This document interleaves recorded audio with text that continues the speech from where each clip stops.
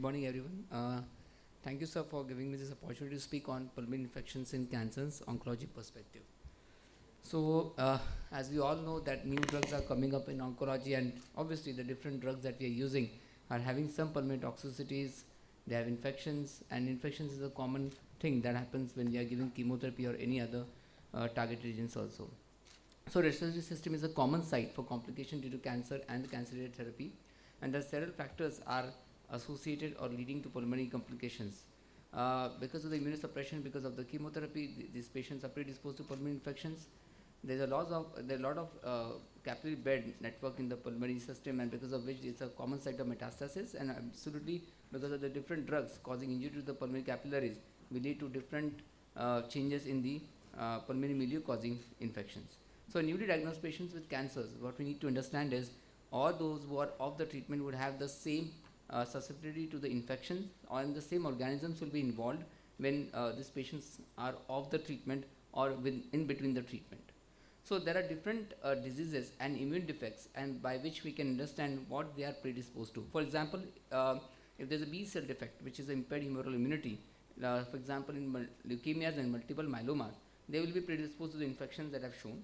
If there's a T cell defect, which is common in Hodgkin disease, or those patients are on high dose steroids, they will be more disposed to PCP pneumonias, cryptococcal infections, herpes virus infections.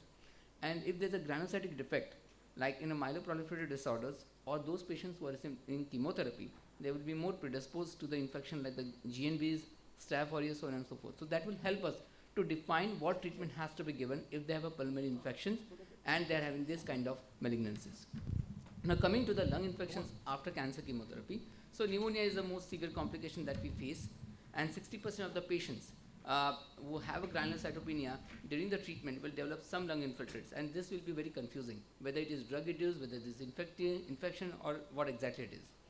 So those patients who have developed a severe infections as compared to a minor infections would have some amount of decreased phagocytic activity, or they would have a more oxidative burst, and because of which they are more susceptible to infections and more mortality as compared to those patients who have minor infections.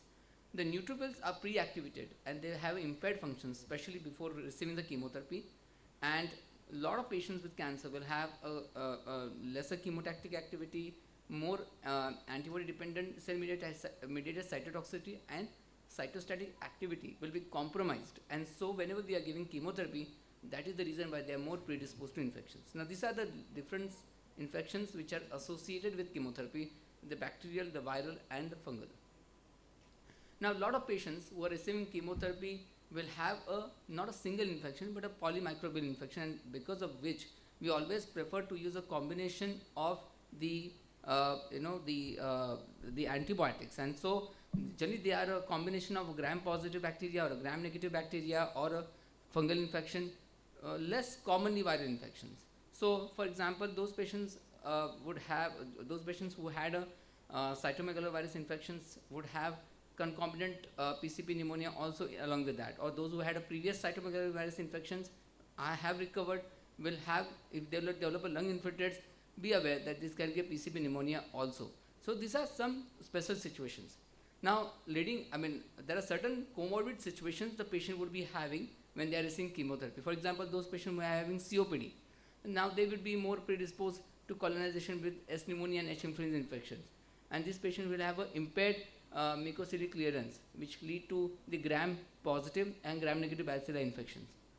Those who have a diabetes mellitus infections would be more predisposed to a lower respiratory tract infections because they have an immunocompromised activity, and they would have more susceptibility to the gram negative bacilli, tuberculosis, Staph aureus infections. So these are specific situations, and based on that we can define what kind of infection this patient can be predisposed to.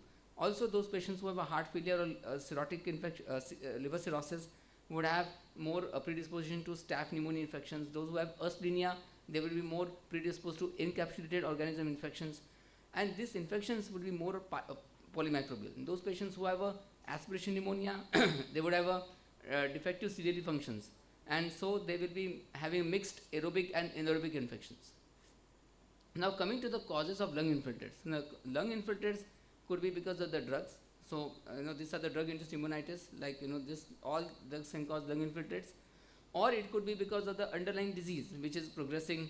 It is because of the BOOP, because of the, say for example, immunotherapy. It can be because of the congestive cardiac failure. It can be because of the radiation. So, this all causes can lead to different lung infiltrates. Now, coming to the special situations, like for example, non-neutropenic phase. Now, non-neutropenic phase will be predisposed to this kind of infections which are enumerated, and those patients who have a, as I said, defective humoral immunity would have infections because of Staph aureus, gram-negative bacilli infection, H. influenza infections. Those patients who are receiving corticosteroid therapy, for example, more than 1 month of prednisolone and at a dose of more than 20 milligram, will be more predisposed to PCP pneumonia-like infections. Now, the treatment for this patients on the non-neutropenic phase would be the same on the lines of those patients who are having not receiving chemotherapy, and so this will be a combination of macrolides, fluoroquinolones, so on and so forth. Now, coming to the neutropenic phase. Now, this is a bit different because we divide the neutropenic phase into 3 types: short term, mid term, and long term.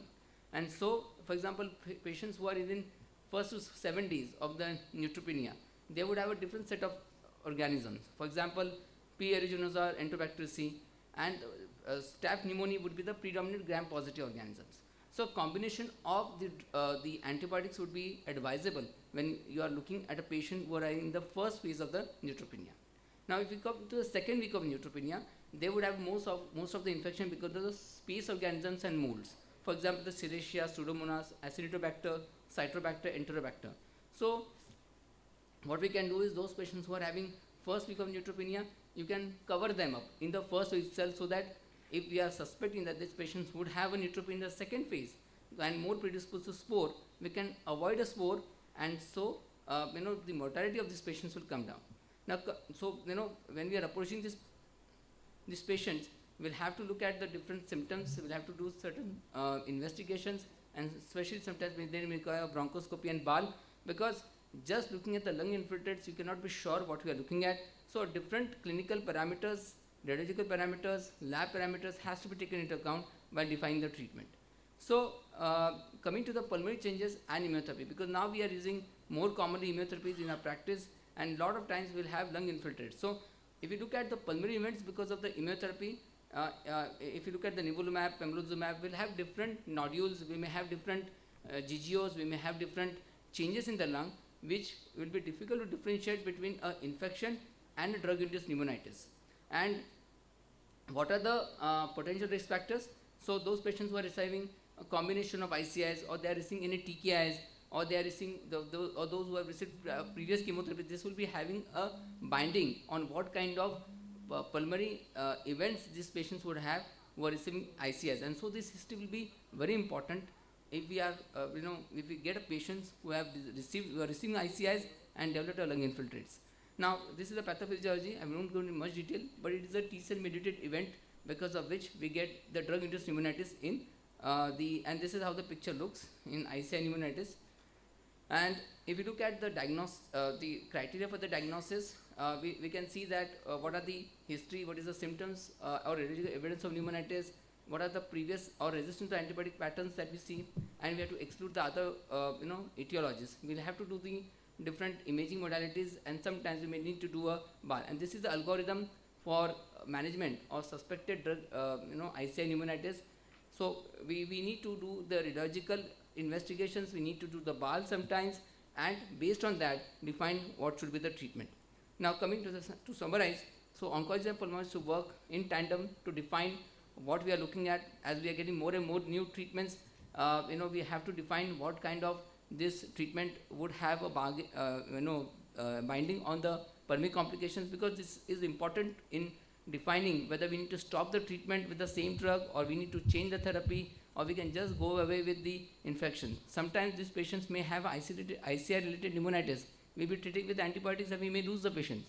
So, looking at the clinical, radiological and the lab and taking a decision making is a very important in this era where we are using more ICIs targeted therapies. Thank you.